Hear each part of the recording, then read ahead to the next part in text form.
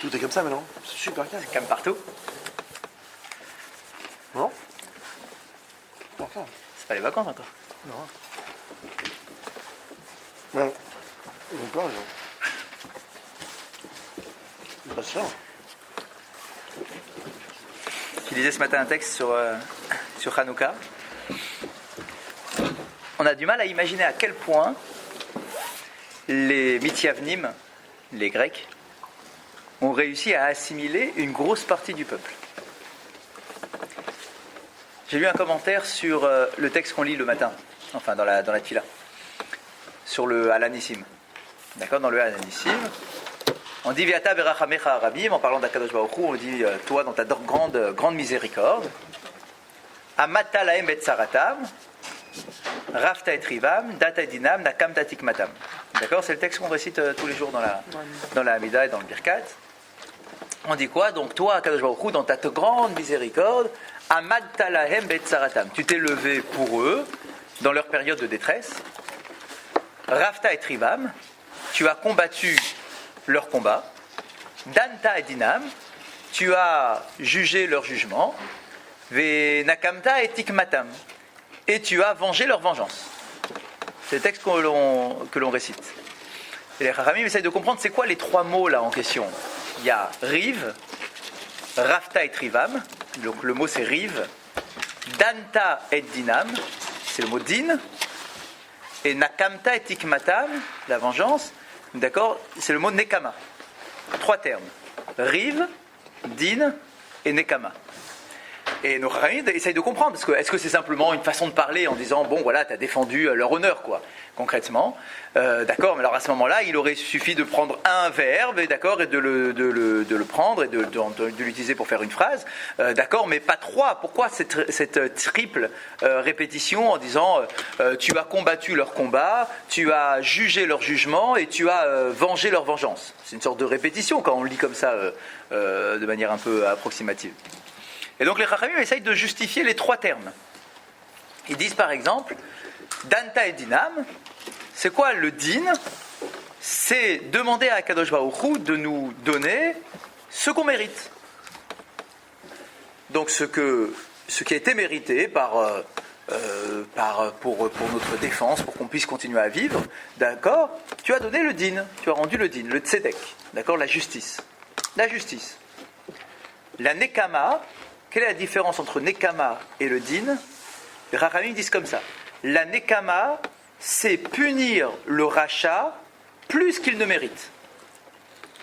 C'est ça, lorsqu'on parle de Nekama, lorsqu'on parle de vengeance, en français c'est vengeance, en hébreu c'est Nekama. Lorsqu'on parle de Nekama, c'est de donner une justice, en fait, qui n'est pas de la justice stricte, parce que la justice stricte, c'est je te donne ce que tu mérites. La vengeance, c'est aller plus loin. C'est punir plus qu'ils ne méritent. C'est pas sur les Égyptiens comme. Exactement, par exemple. D'accord, ils ont été plus loin, ils ont été trop loin. D'accord, donc du coup, allez, on y va, nous aussi dans la façon de les juger, allez, on va aller beaucoup plus loin. C'est pas sur l'Égypte. Ouais, bah voilà. C'est exactement ce que vous avez dit, la même chose en même temps. C'est les mêmes mots. Bah oui, bien sûr. D'accord. Donc la nekama, le terme nekama, lorsqu'on lit venakamta et nikmatam, d'accord, c'est que on demande à Akadosh Baruch Hu, enfin on constate qu'Akadosh Baruch Hu leur a fait payer plus qu'ils n'auraient dû. Par rapport à une faute qu'ils auraient commise bien avant. Exactement. Pas par rapport au moment. Pas forcément au moment. Et attention, quand je parle ici, je parle pas pour les Grecs, je parle pas pour les Juifs, je parle pour les Grecs. D'accord, qu'Akadosh Baruch Hu fait payer aux Grecs plus que ce qu'ils auraient mérité d'un point de vue purement technique. Donc, le din, c'est leur donner ce qu'ils ont mérité comme punition.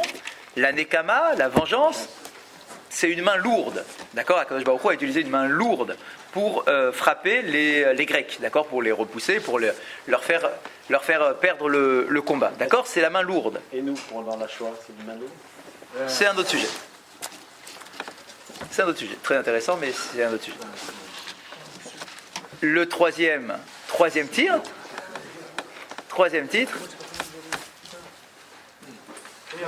Salut Victor. Là, j'ai voulu qu'il était là. Ah, c'est vous? C'est pas grave, j'ai alimenté la table. Ah bon, je vais faire moins clair si je veux dire.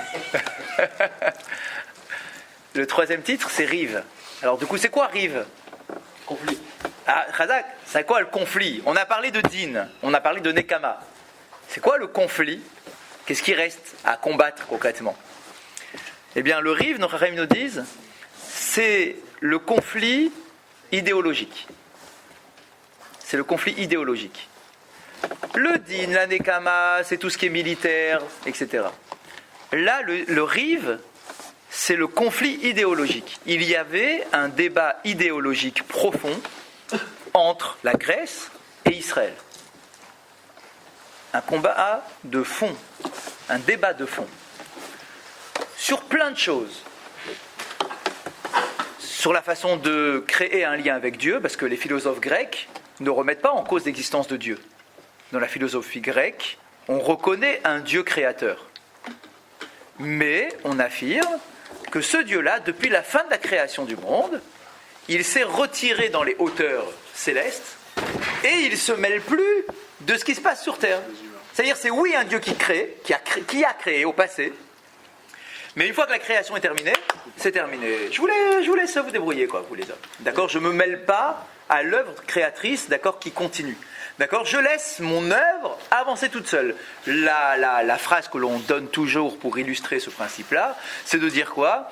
C'est de dire, de la même façon que un capitaine de bateau ne va pas s'occuper des rats qui sont au fond de la cale du bateau, parce que c'est le capitaine, il ne s'occupe pas des rats. De la même façon, Akadosh Baruch Hu, le Dieu, disent les Grecs, c'est un Dieu qui a créé. Oui, il a créé. On ne remet pas en cause qu'il ait créé. Oui, il l'a créé. Mais, une fois que la création est terminée, il s'en lave les mains, quoi. Il ne va pas s'occuper des petits hommes là qui sont là-dessus en train de se disputer. D'accord? C'est pas son problème. Il y a un débat de fond. Deux idéologies complètement différentes.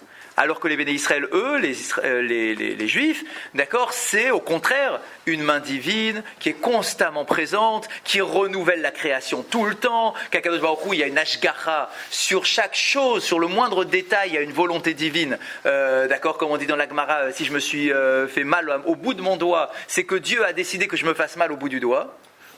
Donc c'est une ashgacha qui va jusqu'au bout des moindres détails. On avait donné une fois une explication, si vous vous souvenez, un Shabbat matin il y a 2 ou 3 semaines, en disant que l'un des débats entre Yaakov et Esav, c'était justement de savoir jusqu'où allait la ashgacha, jusqu'où allait l'intervention divine. Et Yaakov qui affirme, alors que Esav n'est pas d'accord, Yaakov qui affirme que jusqu'aux moindres pièces qui sont dans ma poche, il y a une volonté divine. C'est-à-dire que ce n'est pas par hasard que j'ai 3 pièces dans ma poche, c'est que ces 3 pièces-là m'ont été données par Akadosh Baruch Hu, et je dois être capable d'en faire quelque chose. Parce que finalement, le fond du débat entre la Grèce et Israël, c'est que si on considère que Dieu s'est détaché de l'œuvre de la création, du coup, tu n'as plus aucun devoir, tu ne lui dois plus rien. Il ne te regarde pas, peu lui importe ce que tu fais. Tu n'as plus de compte. Exactement, tu n'as plus de compte à rendre. Ça, c'est la vision grecque. Arrête avec ton Dieu là, machin. C'est fini. Il a créé, mais c'est fini. Il laisse tourner maintenant. Donc, du coup, sous-entendu, arrêtez d'essayer de vous travailler sans cesse, de faire des mitzvot. Vous ne devez rien à Dieu. Plus rien. Exactement. Il ne s'intéresse pas à vous. Alors que Israël dit exactement l'inverse. Puisqu'Akadosh Baruch Hu a une ashgacha qui est profonde jusqu'au moindre détail de ton existence, d'accord, jusqu'à tous les biens qui sont dans ta poche, jusqu'à ce que tout ce qui peut arriver dans ta vie, donc du coup, il attend des choses en contrepartie, il attend un certain comportement, donc tu dois te travailler, etc. C'est ça l'incidence. C'est ça l'incidence entre la Grèce et Israël. Quelque part, ça n'a pas changé, quoi. Exactement, bien évidemment. Bien évidemment. D'accord, c'est terminé. Tu es là, tu es sur Terre, tu vis ta vie. Vis ta vie, profite. D'accord, profite de ta vie. D'accord. L'assimilation, on va dire l'assimilation. Les Juifs, les Hébreux. Exactement, et bien justement. Ce qu'ils veulent pas, c'est la Torah. Et regardez à quel point. Regardez à quel point. Tu veux aimer un Dieu, pas de problème. Exactement. La Torah, pas la Torah. Regardez à quel point. À quel point vous dites vrai. Les Grecs ont réussi quelque chose de dramatique. Ils ont réussi à convaincre, nos Chachamim nous disent, une grande partie du peuple. C'est-à-dire qu'il ne faut pas croire, nous, quand on lit un peu l'histoire, d'accord, et on a comme ça du recul, des siècles de recul, On se dit, bon, il y a eu un combat, il y a eu un peu d'assimilation, malheureusement. Quelques juifs ont été aspirés par le mouvement grec. Les Chachamim disent, il ne faut surtout pas croire ça. Ce n'est pas quelques juifs. On nous dit, c'est énormément de juifs. Énormément. Il y a une phrase que j'ai lue ce matin, donnée par nos Chachamim, qui disent, la gachelet du peuple d'Israël était sur le point de s'éteindre. Gachelet, c'est une braise. La braise du peuple d'Israël était sur le point de s'éteindre. On ne parle même plus de flamme. On parle de la braise, des charbons qui restent. Ça veut dire que déjà, il n'y avait plus grand-chose. C'était déjà un peu moitié mouillé, quoi. D'accord ? Là, les braises étaient sur le point de s'éteindre. C'est-à-dire que c'était un carnage. Il y a eu des milliers et des milliers de juifs qui ont abandonné, qui ont été assimilés. Alors, et, toujours dans les paroles de nos Chachamim, il y a deux façons de s'assimiler. On sait que les Grecs, ils n'ont pas été tendres. La politique grecque, dans leur système de conquête, etc., c'est que on fait des conquêtes de ton pays, puisque, d'accord, Alexandre le Grand, etc., c'est un peu cette époque, hein, d'accord, un peu avant. D'accord, donc on fait la conquête des pays, on fait la conquête. Si tu marches dans notre système, on te laisse vivre. Si tu acceptes notre système, on te laisse vivre. Même avec tes petites particularités, ça ne nous dérange pas. Mais il faut accepter le système. Si tu n'acceptes pas le système, alors là c'est la mort. On te tue. Et on nous raconte à quel point les Grecs ont été durs avec les bénis d'Israël, puisque par définition on était un peu têtus quand même, donc on n'a pas lâché tout de suite, quand même pas tout de suite. D'accord ? Donc on a tenu un petit peu, et ceux qui ont tenu, eh bien malheureusement ils étaient mis à mort, d'accord ? Ceux qui continuaient à faire Shabbat, ils étaient mis à mort, ceux qui faisaient la Brit Mila, ils étaient mis à mort, ceux qui étudiaient la Torah, ils étaient mis à mort, d'accord ? C'est de là qu'on raconte la fameuse histoire de toutes les grottes, d'accord ? Les fameuses grottes où les bénis d'Israël, les Juifs, allaient se cacher pour étudier la Torah, d'accord, discrètement, ou faire quelques tfilotes ou quelques brit mila en cachette, et on nous raconte que les Grecs, ils savaient pertinemment qu'on faisait ça. Tout le monde, tous les Grecs savaient que les Juifs se cachaient dans les grottes pour continuer à réaliser leur Torah. Du coup, comment ils faisaient ? Ils allaient dans les fameuses montagnes, là, à côté d'Yerushalayim, et lorsqu'ils voyaient une grotte dans laquelle il y avait, ils entendaient quelques Juifs à l'intérieur, d'accord, et bien, ils avaient leur système, c'était quoi ? C'était d'enfumer l'entrée de la grotte, de faire en sorte que la fumée pénètre à l'intérieur de la grotte pour étouffer ceux qui étaient à l'intérieur et pour les faire sortir. D'accord ? Et une fois qu'ils sortaient, ils les tuaient. C'est pas qu'on les emprisonne. Ils sortent et on les tue puisqu'ils sont passibles de la peine capitale. Ils ont étudié la Torah ou ils ont fait leur mitzvot, etc. Donc, ils les mettaient à mort. Nos Chachamim rapportent dans le Midrash un texte où des Grecs avaient trouvé une centaine de Juifs dans une grotte, une grande grotte de Yerushalayim où ils étaient en train de, je ne sais pas faire quelle mitzvah, ou peut-être Shabbat, ou on va savoir quoi. Et on dit qu'ils les ont tous mis à mort tout de suite. D'accord ? Immédiatement, ils ont tous été tués. Donc il y a deux façons d'abandonner sa foi. Il y avait ceux qui avaient peur. Vraiment, sincèrement. Ils auraient préféré continuer, mais j'ai peur.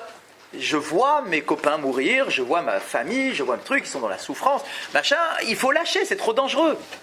Donc il y en avait qui ont lâché à cause du bâton. Ils avaient peur du bâton de l'arme grecque. Mais ce n'est pas tout. Les Chachamim ne s'arrêtent pas là. Ils nous disent qu'il y avait une grosse partie qui ont lâché, mais pas à cause du bâton. Pas à cause de la peur. Il y en a qui ont lâché Ils ont adhéré, quoi. par adhésion. C'est-à-dire, on trouve que le système grec est joli. C'est un beau système. C'est une nouvelle pensée, c'est frais, c'est l'intellect, c'est la philosophie, c'est les sports, c'est l'art, c'est le théâtre. C'est toute la civilisation grecque qui vient maintenant comme une nouvelle lumière, d'accord, et qui vient se mêler au peuple d'Israël. Eh bien, beaucoup ont été aspirés en se disant c'est la nouvelle, c'est la nouvelle tendance. C'est fun, c'est la nouvelle tendance. C'est les lumières. Et le contre-exemple type, c'est Hannah. Hannah, pourquoi Hannah? À la même époque. Ouais, elle a tenu. Elle a tenu. Ah, ce que vous voulez dire? Ses enfants sont morts, elle a tenu jusqu'au bout, elle était capable. C'est vraiment l'opposé. D'accord, oui, on voit que Baruch Hashem, heureusement, quelques-uns ont tenu. Et donc, ceux qui ont lâché par adhésion, donc par système, ils étaient très nombreux.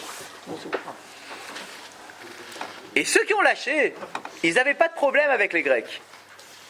C'est-à-dire qu'à partir du moment où tu viens chez moi et que tu acceptes mon système, viens, avec plaisir, on est content d'ailleurs.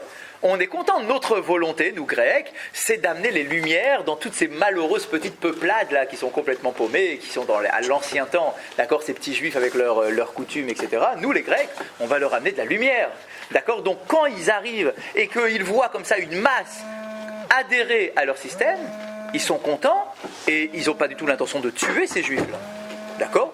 C'est comme moi, t'es un Grec, pas de souci, t'es mon frère. Et d'ailleurs, on sait que ceux qui avaient ce mérite, entre guillemets, d'adhérer au système grec, eh bien, ils avaient le droit de rentrer dans les théâtres, dans les gymnases, dans les cercles de réflexion. Ils avaient un accès à la haute société grecque. Et c'était encore une plus grande gloire d'avoir récupéré des juifs et de pouvoir les mettre dans notre système. Et ça marchait comme ça. D'ailleurs, une des preuves, regardez à quel point ils pouvaient se dire « ton folklore, tu peux le garder ». La preuve, le Beth Amikdash, ils ne l'ont pas détruit. Ils auraient pu le détruire techniquement. Ils auraient pu. Non, ils ont fait que le souiller. Ils ont souillé le Beth Amikdash, ils ne l'ont pas détruit. Pour montrer que ça ne me dérange pas, ton truc là ancestral, machin, ça ne me dérange pas, tu peux l'avoir, tu peux faire tes petites pratiques un peu spéciales, tu peux, mais on est pareil. Je mets mon idole à l'intérieur. Ça ne doit pas te gêner. Puisque moi je te laisse faire ton folklore, moi je viens aussi rajouter ma lumière dans ton folklore, d'accord, on est ensemble. Je ne détruis pas les murs. Je ne fais que souiller, je ne détruis pas le corps juif. Je veux souiller l'esprit juif. C'est exactement la même idée, hein, d'accord, ils n'ont pas détruit. Ils sont laïcs. De quoi Ils sont laïcs. Non, c'est pas. Enfin, ils ont un autre système, d'accord. Ils ont des croyances. Ils ont des croyances. Il y avait une seule faiblesse, excusez-moi. Allez-y. Pas une seule. Enfin, il avait, ouais. Il y avait plusieurs faiblesses. C'était un peu ça tournait en rond, mais le problème il n'a pas osé pénétrer dans le temple pour le souiller. Il a fallu que ce soit un juif qui rentre. Exactement, pour aller. Ils avaient peur de ça. Bien sûr. Et d'un autre côté, il prenait cette façon de vivre, fais ce que je dis, ne fais pas ce que je fais. Ah. D'accord. Donc cette façon de dire, je fais ce que je dis et ne fais pas ce que je fais, est incompatible avec la vie juive. La vie juive, c'est Toho et Baro. Comme je dis, comme je fais. Tu dois être ce que tu Mais penses. eux, non. Vous voyez que les plus grands philosophes, eux, prenaient beaucoup de tenues d'eux, ils finissaient par se saouler, par être dans des... Exactement. Donc, et c'est ça qui est un petit peu... C'est le vous savez, point faible. regardez pour aller dans votre sens. Comment on appelle l'exil ou la domination grecque dans la bouche de nos chachamim? On l'appelle Chocher. C'est le nom utilisé par nos chachamim pour définir la Grèce. Chocher, c'est les ténèbres. Quand on lit ce genre de texte où on voit que la Grèce s'appelle les ténèbres, il y a une question qu'on doit se poser. On dit, mais est-ce que c'est une façon de parler ou est-ce que c'est sincère cette façon de les juger? Parce que dire que la Grèce c'est les ténèbres, a priori, c'est pas sincère comme démarche. Pourquoi c'est pas sincère? Parce que par définition, la Grèce c'est la lumière. La Grèce c'est la pensée. La Grèce c'est la philosophie. Ne me dis pas, vous, Chachamim, ne me dites pas que c'est l'obscurité, que c'est les ténèbres. C'est la musique, c'est l'art. D'accord, c'est pas les ténèbres, tout ça, c'est de la lumière. Pourquoi les Chachamim disent c'est du ténèbre? Quoi, c'est juste pour leur dire vous êtes nuls, vous êtes noirs. D'accord? Il y a un fond là-dedans. Et c'est ce que j'expliquais tout à l'heure. Écoutez ça. Et c'est ce que disait David là à l'instant. Le principe, il est capital. Tu peux avoir les plus beaux systèmes de pensée. Tu peux avoir les plus belles philosophies. Mais si ça s'arrête à ta tête, ça s'appelle des ténèbres. C'est-à-dire, si tu n'es pas capable d'avoir une influence sur ta façon d'être, mais que ça reste simplement dans ta tête une belle philosophie, mais que ça ne change pas ta façon d'être, ça s'appelle des ténèbres. Qu'est-ce qu'on appelle des lumières dans la vision juive? C'est lorsqu'on a une pensée qui est positive, mais qui a des répercussions sur ta façon d'être. Si c'est resté enfermé dans ta tête, ça ne sert à rien. Tu peux avoir les plus jolis commentaires de la Torah, de tout ce que tu veux, mais si ça ne te change pas en profondeur, Ça ne sert à rien. La Torah, c'est pas de la philosophie. La Torah, c'est pas un livre de science. Si tu prends la Torah comme un livre de science, ça s'appelle des ténèbres. Parce que du coup, ça devient comme les Grecs. Tu as des belles philosophies, mais comment vivaient les grands philosophes grecs? Ils étaient dans la débauche. Et c'est connu. C'est pas pour critiquer, c'est une réalité. D'abord, on prenez n'importe quelle histoire de livre scolaire, d'accord, sur les philosophes grecs, ils étaient dans la débauche. Ah mais pourtant, attends, c'est les philosophes. Machin, t'as un esprit, t'as des belles idées, t'as des belles valeurs, des leçons incroyables que tu peux donner à tes élèves. Alors, t'es dans la débauche. Ah bah, qu'est-ce que tu fais de ton idée lumineuse? Et il te répondait, mais ça me gêne pas, je vois pas le problème. On peut avoir des idées, mais pas avoir un comportement qui correspond aux idées. Les Juifs ne peuvent pas réfléchir comme ça. Israël ne peut pas réfléchir comme ça. Et il y a forcément une conséquence, des répercussions entre ta pensée et tes gestes. Sinon, ça s'appelle les ténèbres. C'est pour ça qu'ils appellent la Grèce les ténèbres. Parce que leur système n'avait pas d'influence sur leur façon d'être. Même, Dites. même dans la Torah, on voit que on prévient les Chachamim, les Talmidei des Chachamim, d'être Bé'anava et d'être toujours.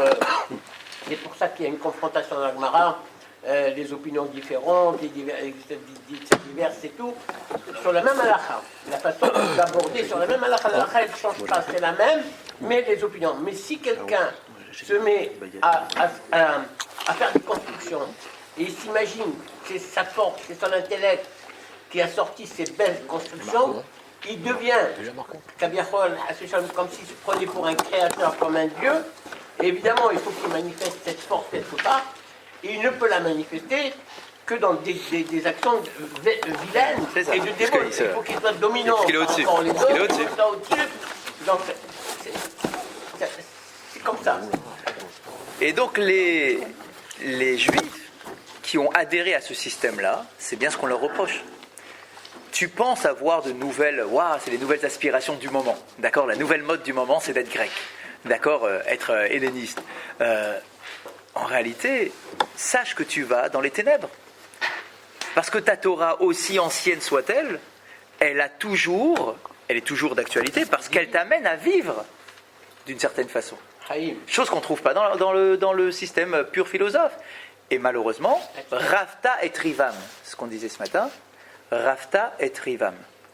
Tu as combattu leur combat. C'est ce combat-là dont on parle. C'est un combat idéologique.